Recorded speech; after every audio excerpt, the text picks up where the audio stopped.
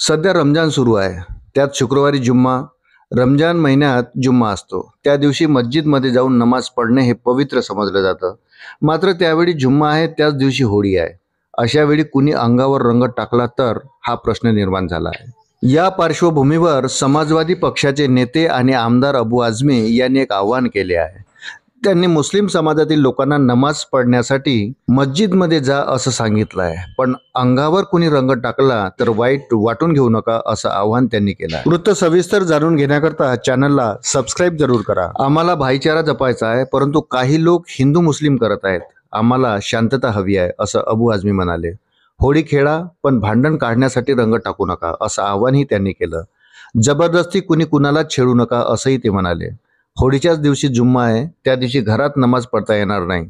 त्यामुळे मस्जिदमध्ये नमाजासाठी जा.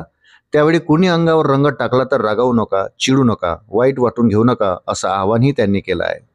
यावेळी अबू आझमी यांनी हिंदू बांधवांनाही आवाहन केलं. होळी नक्की खेळा, मोठ्या प्रमाणात खेळा, पण कुणाला त्रास होणार नाही याची काळजी घ्या असं त्यांनी म्हटलं.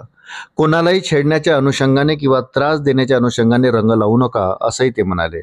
सरकारच्या माध्यमातून दोन्ही समाजातील व्यक्तींना शुभेच्छा दिल्या पाहिजेत असंही ते म्हणाले.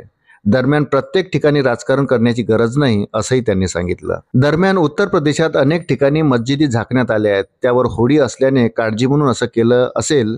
रंग पडून उगाच वाद होऊ नये ते टाळण्यासाठी हे पाऊल उचललं असेल असंही त्यांनी यावेळी स्पष्ट केलं. हिंदू मुस्लिम काही जण करत आहेत, ते टाळले पाहिजे. त्यातून दोन समाजात तेढ निर्माण होईल. नितेश राणे यांची भाषणं भडकाऊ आहेत. त्यांच्यावर कोण कारवाई करणार असा प्रश्नही त्यांनी या निमित्ताने उपस्थित